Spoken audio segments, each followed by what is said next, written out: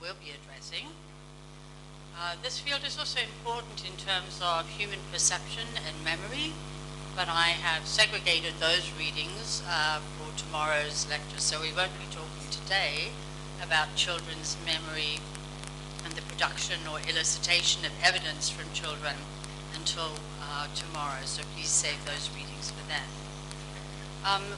We are going to revisit a bit the topic of the age of criminal responsibility and different issues about treating young people who interact with the criminal justice system, and again, revisiting the issue of diversion programs for this kind of population. So I think it's helpful to start with some clear definitions of what is meant by a child, although most people will be surprised that adolescents, you know, as old as 18 or close to 18 can be regarded as children in the law. The law is very clear about using that label until voting age and therefore technically legal adulthood is achieved. But realize that there are variations in different legal systems as to when the word child is no longer applied. And even within Australia, in the state of Queensland, there's a 1-year difference. So they make that cutoff at age 17 rather than 18. And I guess that's because, you know, during your 18th year, you really are able to start voting, and so technically their legislature just introduced the cut slightly differently. When we speak about children in the law, though, for practical terms, we often really divide children into far many more subgroups. We don't just talk about children versus adults because of the great range of abilities within that span.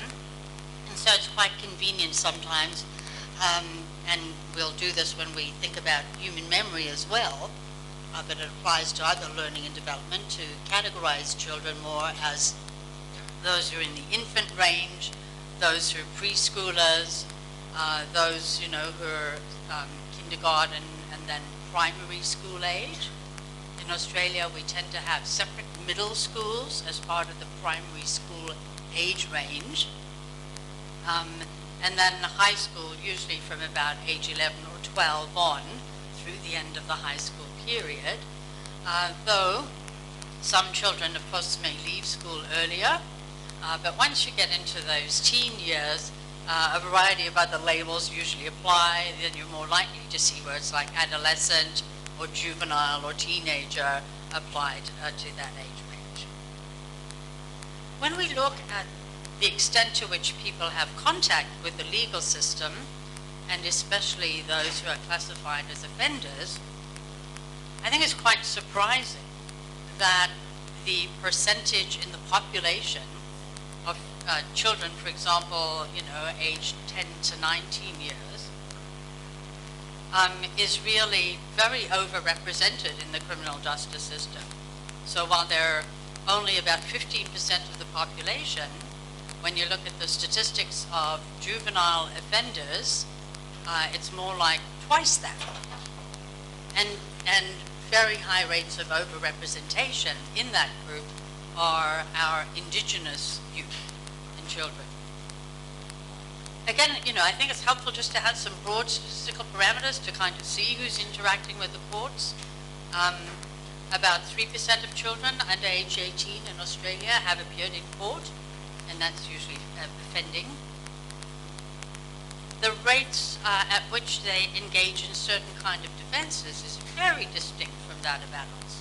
So, you know, 9 out of 10 children, when apprehended and brought before the criminal justice system, enter a guilty plea, compared to, you know, far lower rates adults are more likely to contest.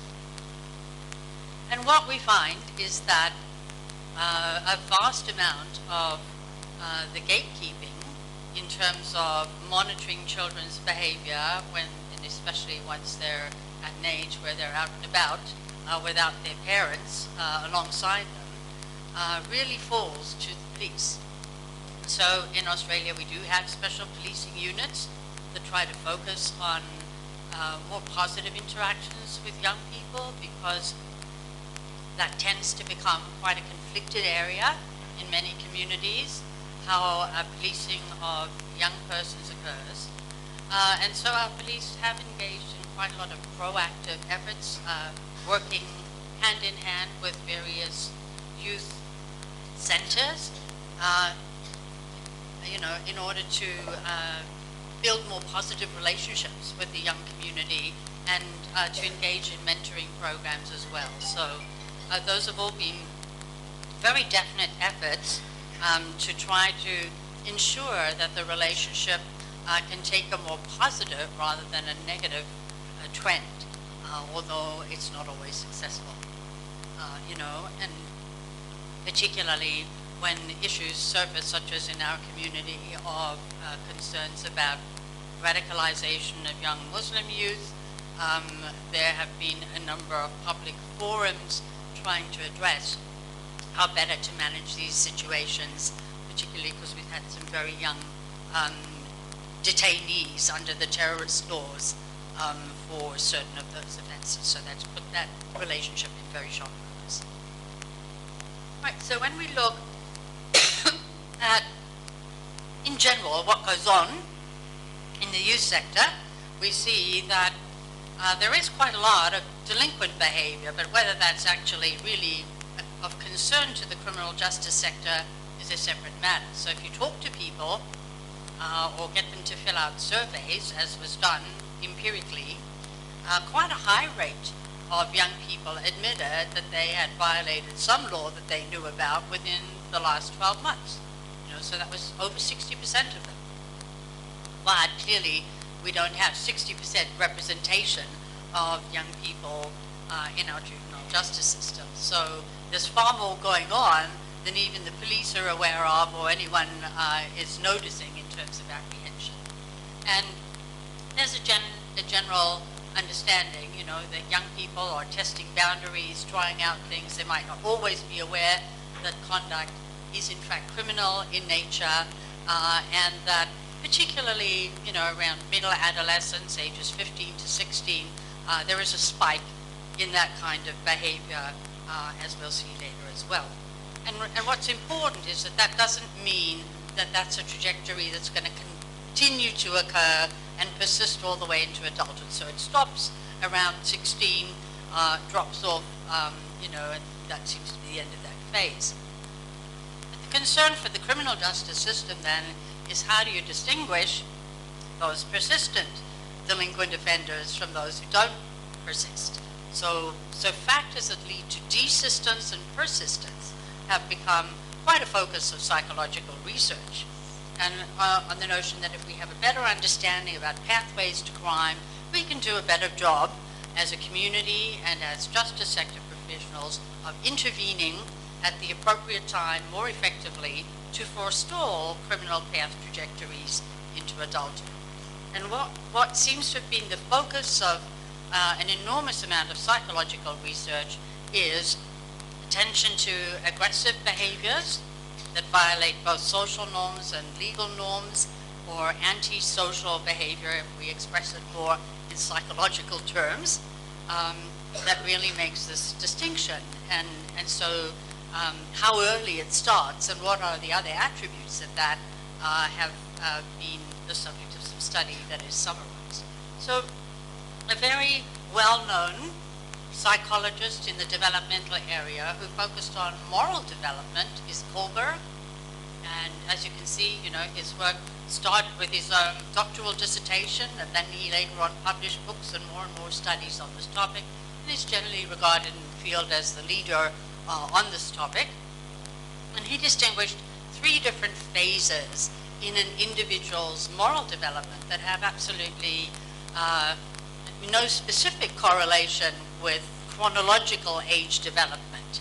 And what he was interested in was really the extent to which chronological age and moral development varied and were disparate. And so his first label was that of what he called pre-conventional reasoning, where you just are very rule-bound.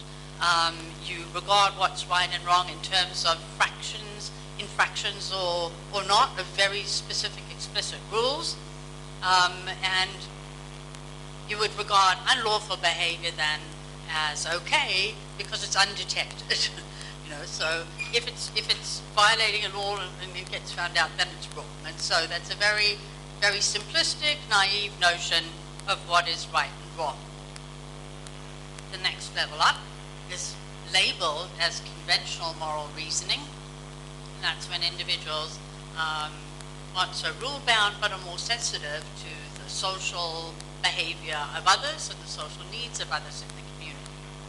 And then post-conventional reasoning is really where people have a more sophisticated understanding that there's a social contract between individuals in a community or citizens in society and society at large, and that at times your own personal precepts and principles and ethics may actually conflict with the formal rules, and you develop ways to reason through that. And then you might actually believe that in certain instances unlawful behavior is not so sanctionable if it promotes justice at large.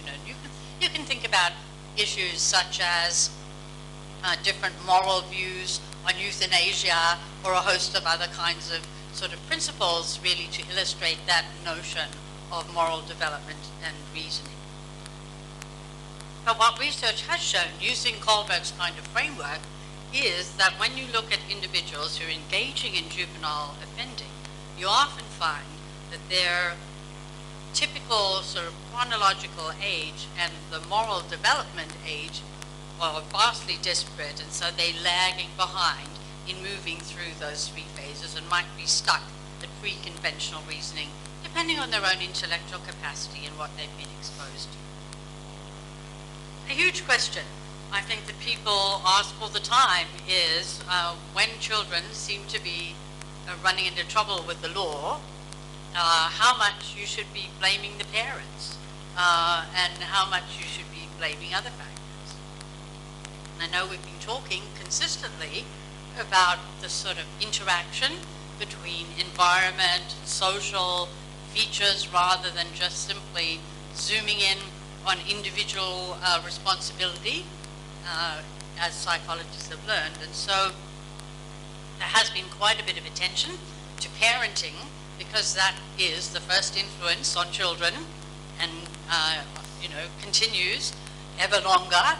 I think the latest Australian statistics show that people are staying at home now till about late 20s and maybe even into their early 30s, very different than what was normative 20 or 30 years ago, driven by totally different kinds of financial circumstances, young people having longer student loans, being unable to afford to live independently. So the influence of parents continues far longer than even before.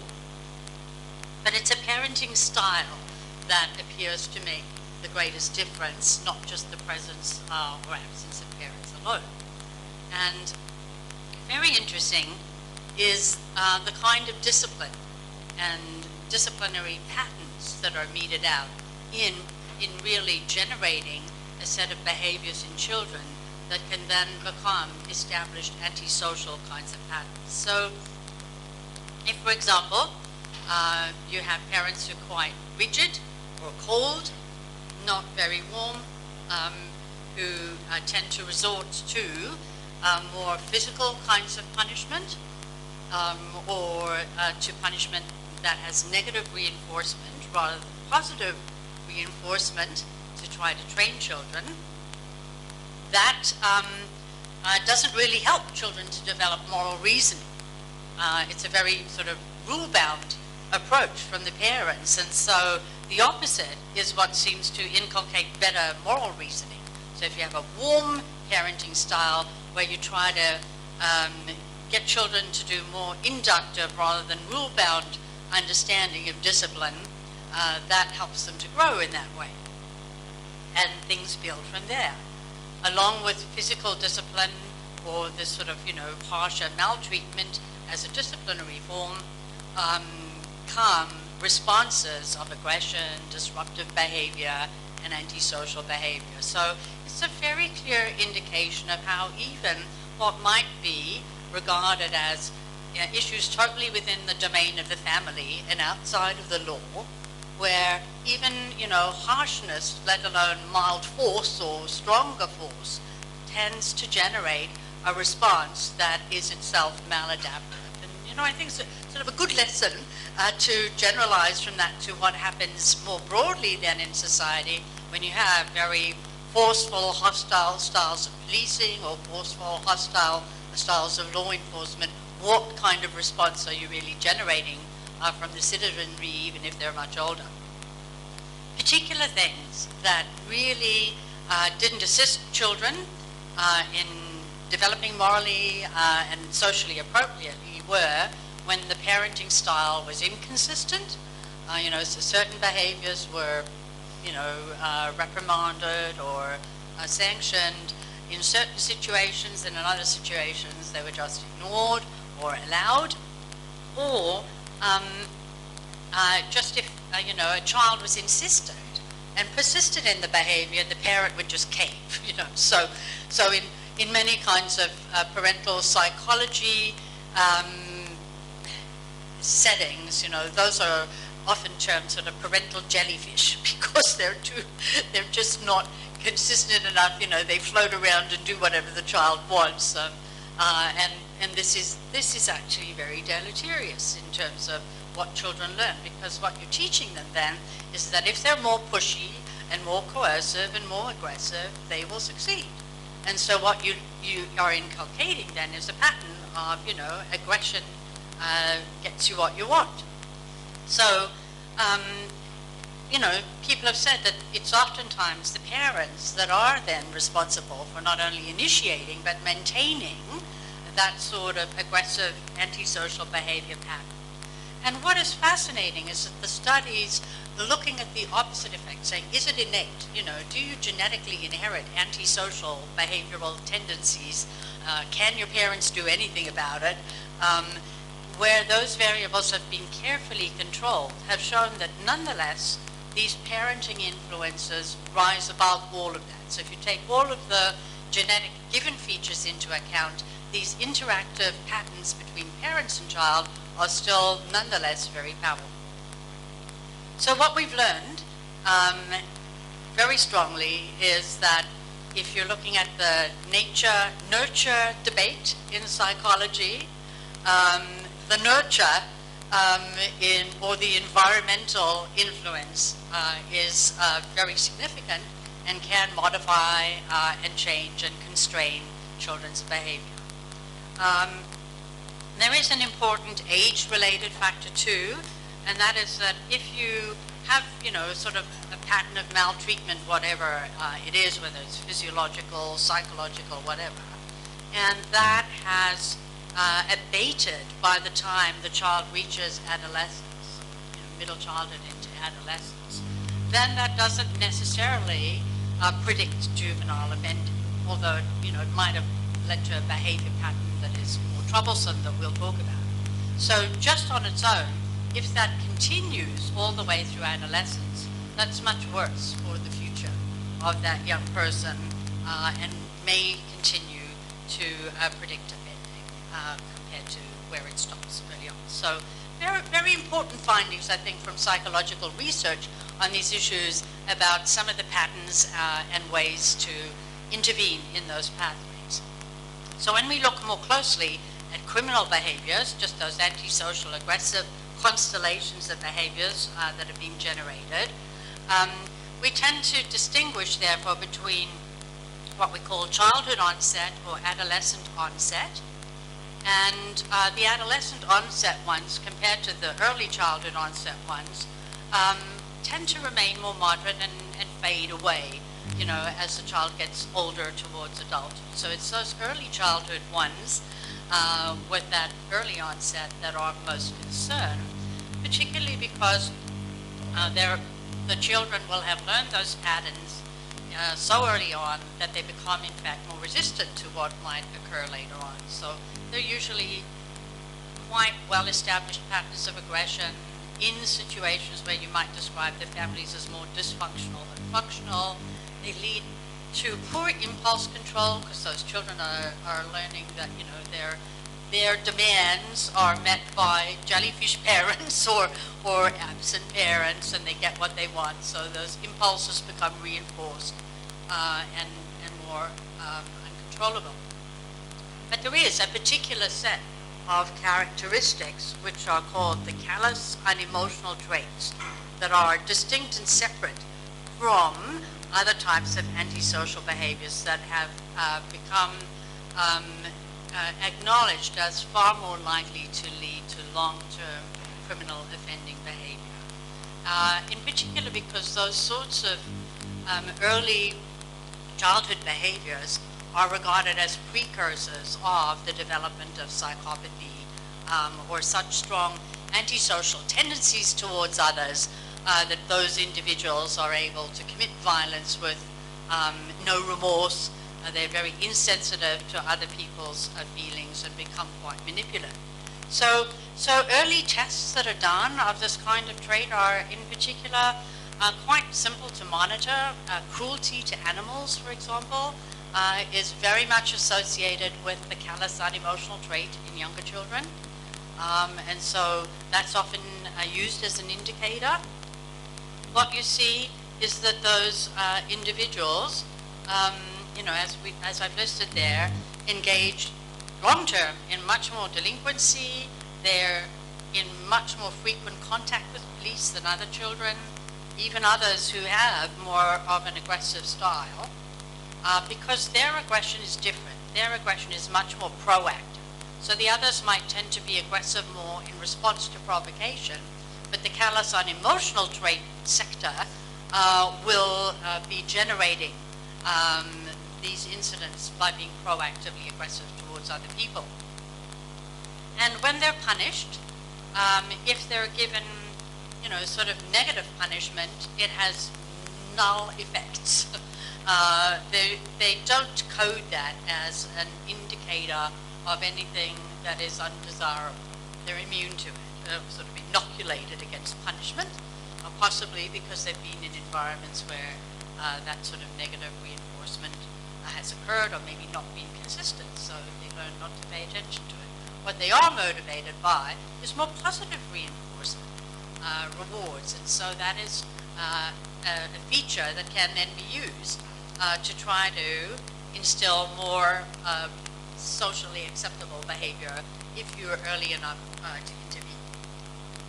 Those chronic kind of offenders then continue on into adulthood, and when interventions have been tested, the kind that has proven most successful is what we call multi-systemic therapy, which doesn't look at the child in isolation, but looks at the child in relation to the entire family dynamic, the peer relation dynamic, the school dynamic, really taking a much more holistic approach and multi-dimensional approach to try to reduce those behaviors. So there's been some success that has been tested out, even in juvenile delinquency institutions where offender rehabilitation programs have used that approach.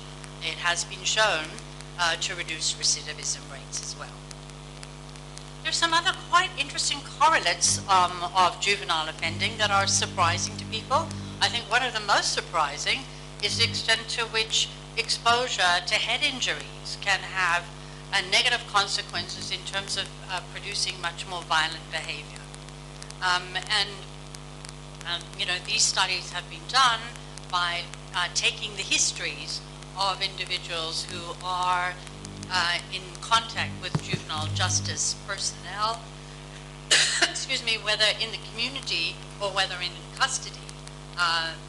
Severe injuries, particularly those that cause someone to lose consciousness, tend to be associated later on with much higher incidence on behalf of those individuals to engage in violent crime. Otherwise, the precipitators are not so physical. They tend to be more social issues, and particularly alcohol and other illegal substances. And alcohol features very strongly among both victims and perpetrators. It's at least about half of all victims and perpetrators of young offender age groups are involved in alcohol, at the time of offending to some degree. And when you look at those in the community orders, in terms of alcohol use and when they started using it, it's very young, around 13 years of age. And so that becomes, you know, an ingrained sort of social pattern, gets more associated with criminal behavior, and, you know, 97% of our young offenders in Australia reported that they had this kind of pattern of alcohol use at the time of crime, but starting when they were really very, very young. Illegal substance use amongst the juvenile offending behavior group is also starting very early with various kinds of drugs. You know, certain of them are associated more with interpersonal violence, and other drugs associated more with property crimes or crimes in order to gain drugs. But what is notable is that if someone is an active drug user, then the offending rates are twice as high than among those who are not active drug users. So you can see the way that those two features are really enmeshed. So it also provides yet another indication of a pathway that can be addressed to try to forestall the trajectory on into later adolescence and adulthood. Right, so I want to stop before we talk about children's criminal capacity to get some of your comments and feedback on some of those issues about juvenile offending patterns or patterns that you see in terms of alcohol use or drug use or other notions of causes of crime. You know, I was just wondering, I mean, how much of a cultural connection would come, I mean, because you've also spoken about environmental factors.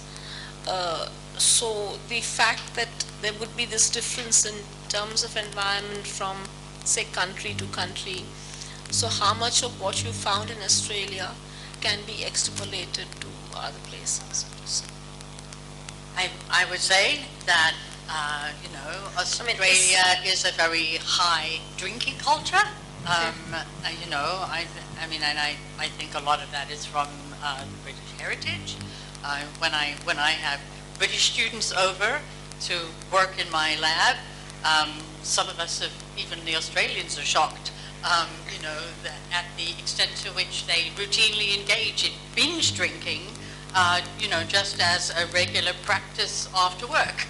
So it, you know, it's very culturally ingrained and accepted that that is how you engage in social activities or enjoy yourself, and the presence of alcohol with social activities is ubiquitous. So you know, I think it's more difficult to generalize to that extent about substance use. Those issues, if you look more broadly at what's going on in the legal stratosphere across the world, there's quite a strong impetus to try to decriminalize, particularly cannabis, marijuana, and to place more responsibility on individuals rather than expend so many resources from a law enforcement standpoint on what is largely regarded as a failed war against drugs. You know, it was a very useful sort of theme for politicians over decades, but if you read the fine-grained policy literature on the outcomes of those kinds of policies, I think there's general consensus that they're not effective. Doesn't mean that all politicians want to give them up, you know, and there are constant debates in the Australian context when we have, for example, treatment programs for individuals who have substance addiction, which include, you know, providing them with methadone instead of heroin, or having clinics where they can go and get their methadone. This kind of intervention is not popular with some sectors of society who feel that it's not harsh enough in terms of punitive response to individuals who are addicted. So there are mixed attitudes on that score. So what has worked for, I mean, you are aware of any any sort of interventions in relation to both alcohol dependence and drug abuse which has worked? That was my one question, and the other one I wanted to sort of like little loud thinking around the whole question of parental styles and parental responsibilities. Especially because it's very interesting that when it comes to people with intellectual disability and their right to marry and all of that, one of the reasons why there's huge resistance there is that do not have the requisite capacity to parent. And then if you look at the way in which parenting is carried out in the general population, there is no real preparedness of any kind. People marry, they have children, they become parents. It's not like there's some special kind of training which is put out. And if you look at the kind of range in terms of parenting that you do find, at least for me, the discrimination part of that kind of intervention seems very stark. But I still was interested in if there is any other kind of a more positive intervention which comes to be equipping people to take on parental responsibilities. I have two separate questions there. All right, well, I'll start with a second question about the parenting, maybe first, and I mean, yes, obviously there are no tests that I know of as prerequisites to becoming parents anywhere, really. And I guess many people have speculated that that might be a good idea, but it's difficult to implement. But when parents need guidance, there have been efforts to figure out what is most effective for parents in need of some kind of intervention. And in our textbook, we mentioned the Triple P program as one that seems to have had a very good track record. It has been evaluated, and I think the Triple P stands for positive parenting, something I can't remember the third element of the P without looking it up myself. But that is a psychologically outlined particular program that has been tried and tested. And so I presume that in different communities you might get different variations of that.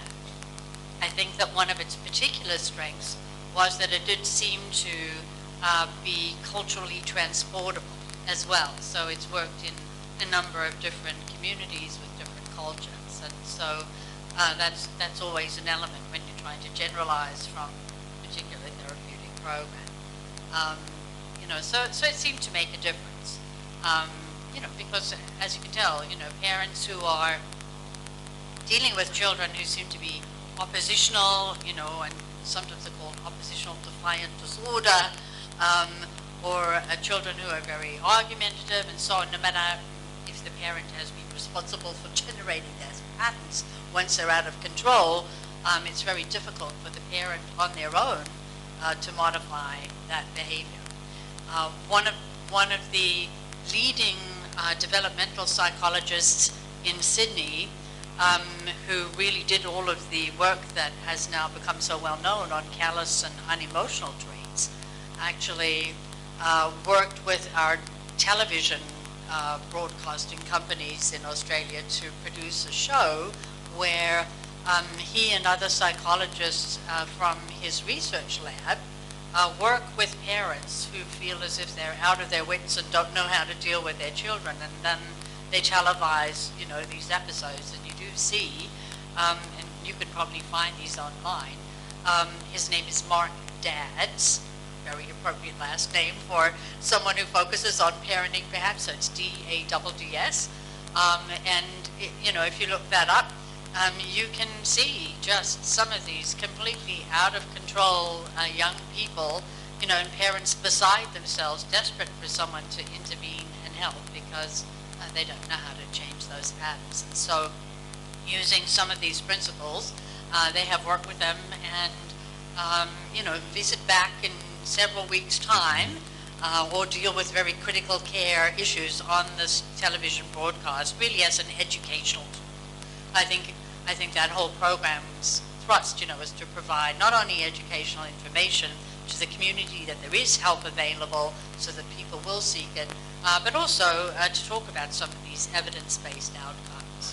Those might vary depending on who the psychologists are and their approaches in different communities.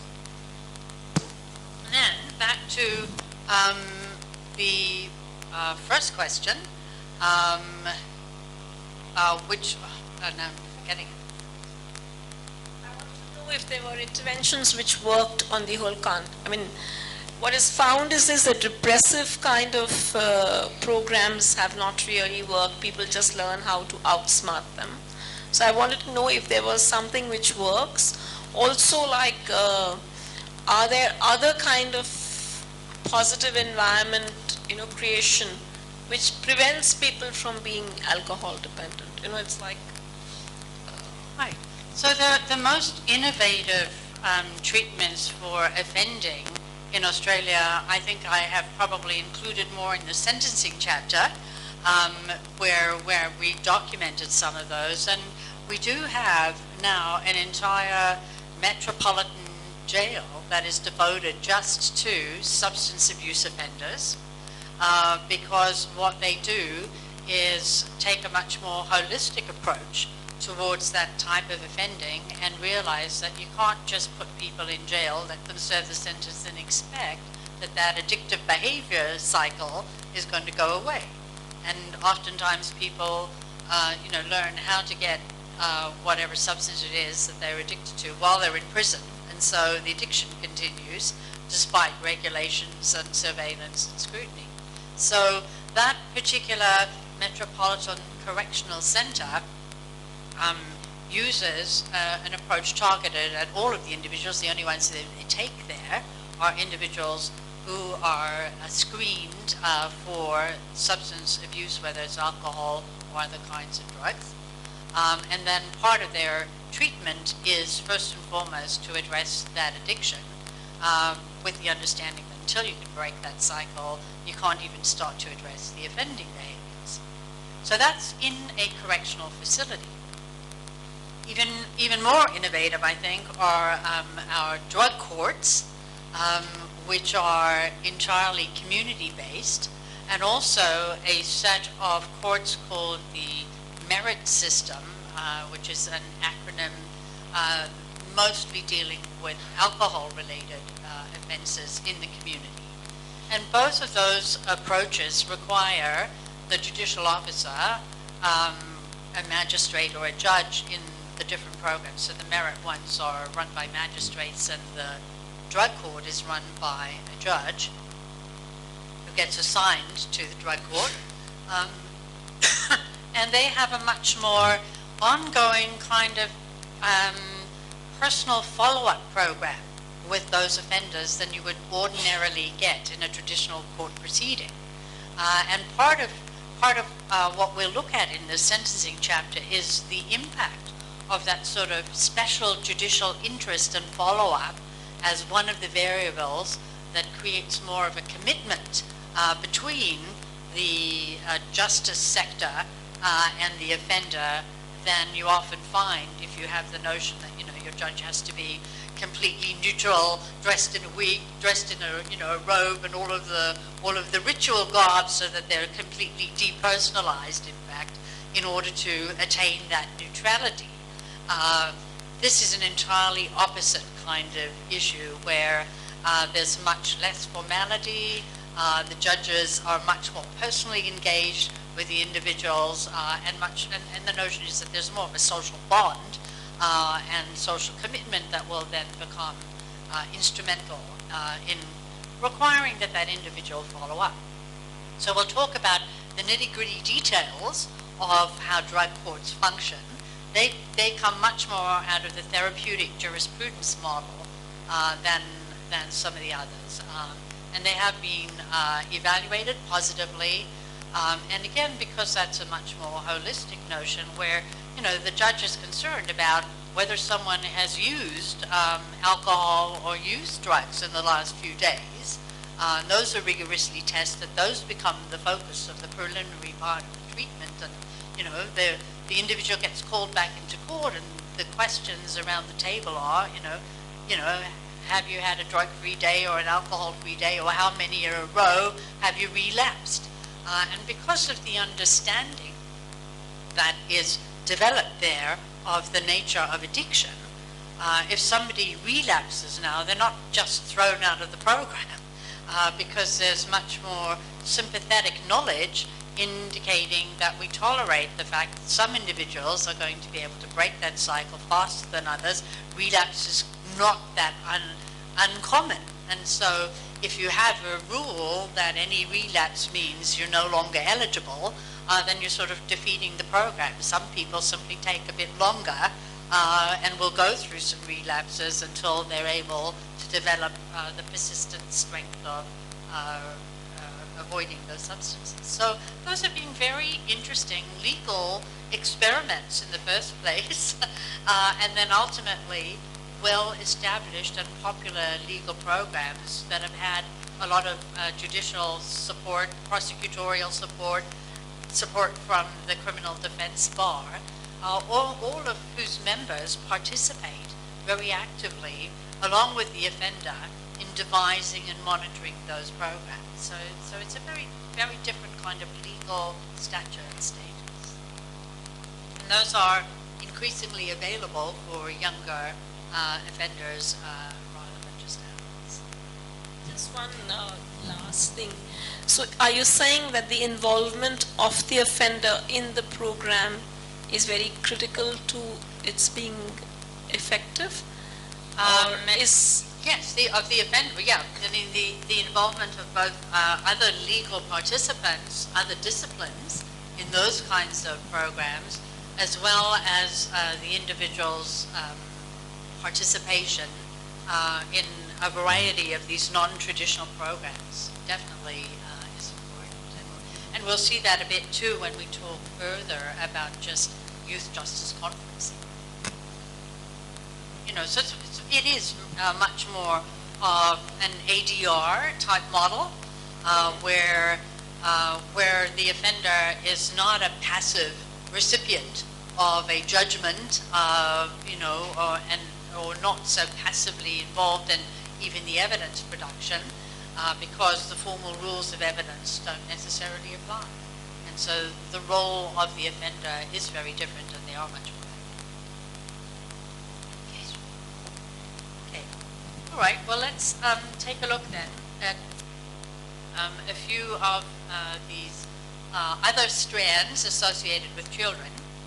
And we see that, I know on the first class we talked a little bit about children's capacity to be found responsible or criminally liable for violating criminal laws, although at that point, when we were talking about a case study, we didn't delve into the underpinnings and associated ways in which some of these doctrines apply. So in today's class, I think we need to cover those. And if we look within countries, of course, you find great variation in the way that different legislative regimes have dealt with this issue.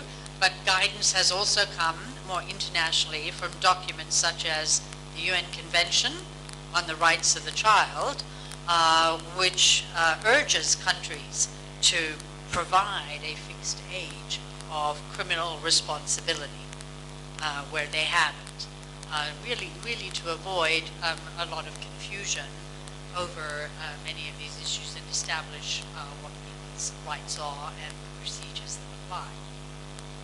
So in Australia, if you are under 10 years of age, then you are presumed not to have the capacity to understand the right or wrong, morally or legally, of your actions, and you cannot be held criminally responsible under the body of criminal law. Okay, and then we have a stage process. And so in the next group, ages 10 through 14, the presumption is still made, but in this case there's a presumption in the opposite direction. So there's a presumption that once you reach age 10, that moral development has occurred, and you know right from wrong criminally, and that if you engage in criminal conduct, you should be held responsible for it and processed under then whatever the appropriate laws are on juvenile offending, because you're still under the age of adulthood. But that is rebuttable. So that means that if there's some question of fact surrounding your knowledge of the right and wrong of your conduct, then evidence can be presented. You know, in this case, the burden would be on the defense to do that, to show that for some reason, whether it's intellectual disability, whether, you know, it is some other set of factors or historical development issues or contextual issues, that this individual up to the age of 14 is unaware or unable to tell right from wrong. And what is important is, you know, when that determination is made. Because usually once there's some wrongdoing, a lot of education will occur for the child that the child may not have had at the time of the offending. So the critical determination for the doctrine of Doli Incapax to apply is what the child knew at the time of the offending, not what they know later on at the time of trial. And so it's a very interesting psychological process, as are all of these kinds of determinations, because they have to be made retrospectively. And it's always difficult to tell what was somebody thinking, what did they know, what was their capacity at some point in time in the past, and particularly difficult for adults to be able to make those estimates of how children were thinking and what children knew at some particular point in the past, depending on how long ago it was, etc. So those are some of the challenges. Right, so once you're over the age of 14, you know, then things shift again, and the ongoing presumption is, you know, that the child was capable, and only again in these more unusual or extreme kinds of situations is the defense likely to be able to show that the child wasn't capable of making those distinctions and determinations. When we look at the psychological literature on children's development, what psychologists have noted in response to doctrines like Doli Incapax is that particularly when children go through that 15 to 16-year-old, you know, testing group, they're much more prone to take risks than at any other age. Their judgment in that sense is much more impaired, and they're also very susceptible to the influence of their peers. So their parents' influence might be more dominant until they hit about that age, and then what counts in children's lives is their peer group and their friends and their social group, and so they might also be more readily influenced by others or be trying to impress others at that age, and those features, you know, are not really taken into consideration when you look at the broad doctrine of Doli Incapax, because there's nothing different about ages 15 to 16 there. So that's been an issue. But in general, part of the problem with children's development is that it's much more short-term in terms of the factors that are considered. And so children don't think about long-term consequences in terms of imagining how somebody might get injured or what the fallout of criminal conduct might be if they're very focused just on short-term gains or short-term consequences. They don't have that rationality developed yet. So they often underestimate the seriousness of conduct because of that. So that can be an issue to consider in trying to do the retrospective assessment of some of these problems. Right, so here's yes, go ahead.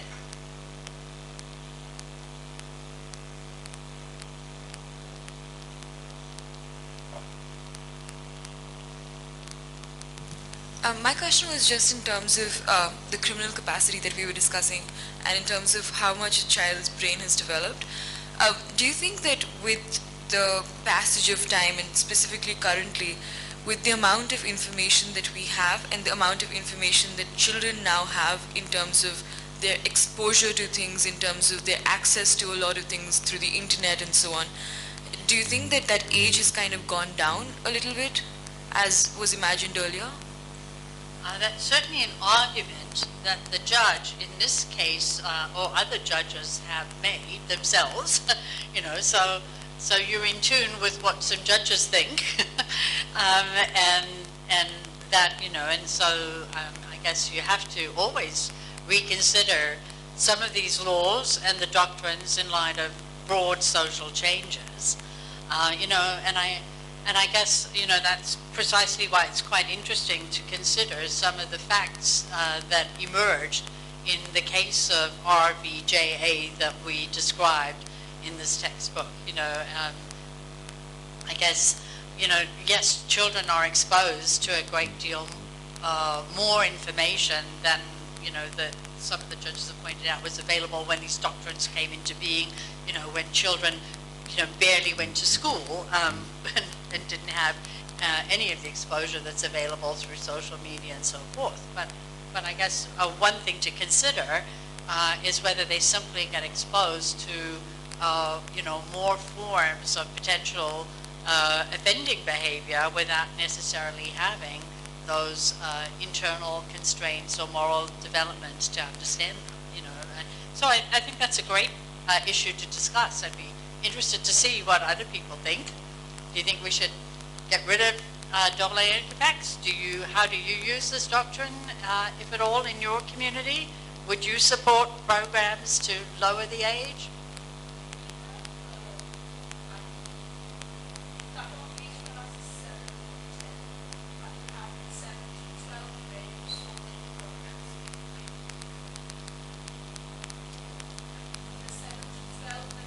If you have the capacity to understand, then, it's not the 10 to 14, but 7 to 12 in the criminal law. But we've had a more recent development wherein we've changed our juvenile delinquency laws to actually, target for adolescents in that 15, 16 age. And if the person has committed what is considered to be a heinous crime, then you have a specific kind of a judgment to be made whether this individual should be tried like an adult. There was a fair amount of child rights people who, in that entire space that the amendment was being considered, kept pressing home this entire business of the brain not having developed enough for you to be able to restrain those impulses. So even as you understand, you cannot act on your understanding. And there's a lot of pressure to act otherwise. But somehow the other, because the entire amendment came at the backdrop of a particular offense of a very gruesome rape which was practiced, which sort of was, and the particular woman who was raped and then kind of with the injuries died, and one of the perpetrators there was a juvenile. That was like the prompting factor for the amendment to come. So though there was fair literature provided, and we had a major commission who had been established to look into this matter, who also said that we should not change our delinquency law, we still have got an amendment in the law by which diversion of young adults to the adult system of justicing can happen if they are guilty of, or they are charged of offenses of a more gruesome kind of things.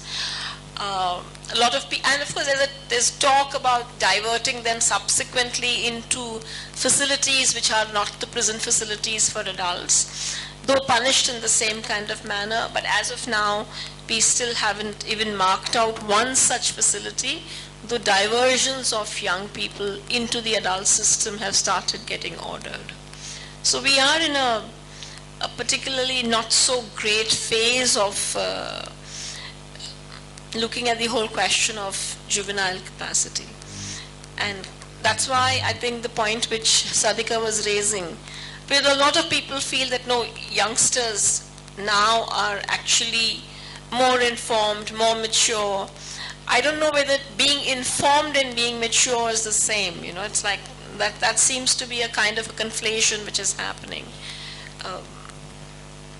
And I think that point was made in the text in terms of some of the cases discussing exactly that dichotomy that you're referring to, where you might know, but you know, sort of learning something in the abstract is not the same as controlling your behavior in the context.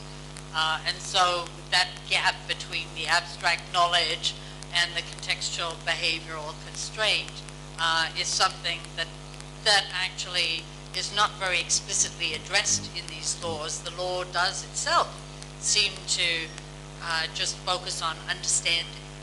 You know, so, you know, the way it's phrased, it's, you know, did you understand the criminality of the act? Not what are the contextual influences were going on then, and whether those surface in all of the cases when they're adjudicated might depend on a particular judge's response.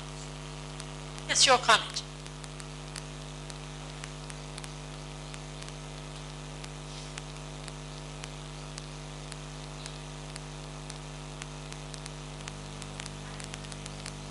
In fact, there are many studies which suggest the opposite. So instead of saying that because of increased exposure, children, the age of criminality should be reduced, a lot of psychologists say that the age of criminality should be increased. This is because the control impairment that children have at this age is always going to be the same. It's never going to be changed by what they see and what they're exposed. Like you correctly said, there's a distinction between the control impairment and what they're exposed to. So in fact, at a younger age, through media and through other means, when they're exposed to things that I was exposed to at the age of 20, but they're exposed to it at the age of 13, they have more knowledge of what are the things that they could try out, what are things that could be done. And so anyway, they have loss of control. Anyway, that impairment is there. That's always going to be the same. And that's it's mental and it's got to do with biology, and that's not going to change. But the fact that you're exposed to more crime, the fact that you know about more grievous and gory things happening, means that you also want to try it out faster because you have a loss of impulse control at that age. So it's probably, I think it's in the reverse in this case. Thanks. And I would agree. I think that what you would find in these situations is that when the lawyers are prompted by the case facts to consult with psychologists, the psychologists are likely to weigh in, as you suggest. You know, that that there is that gap, and that the changes, if the changes are to promote more criminal responsibility at a younger age, are going to be met with more resistance from psychologists. But they're not always the deciding bodies. But yes, go ahead. How do we measure maturity or rationality at that age? Well, I guess, you know, that's really why I put up this case study here for us to discuss a bit. So what do you think? What do you think are measures of maturity or children's rationality? There's some comments from the person behind you.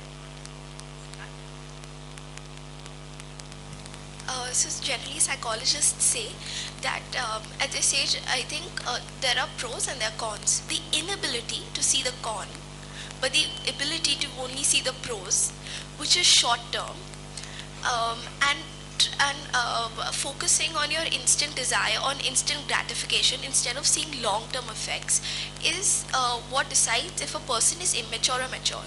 So generally at this age, children know what's wrong and what's right. They know that, but they focus on instant gratification.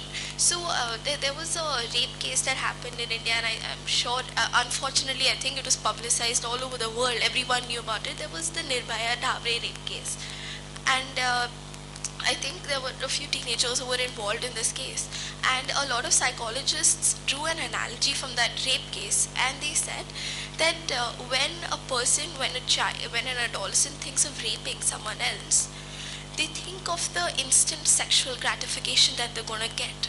instead of thinking of the long-term effects of jail. So this point of a psychologist was was in the entire context of telling the government that if you increase the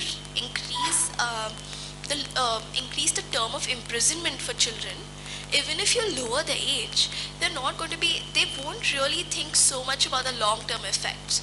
So I think the disability to place long-term effects over short-term gratifications is what defines immaturity. In terms of the question about where this information will come from, some of that is coming from psychological research or might come from an expert witness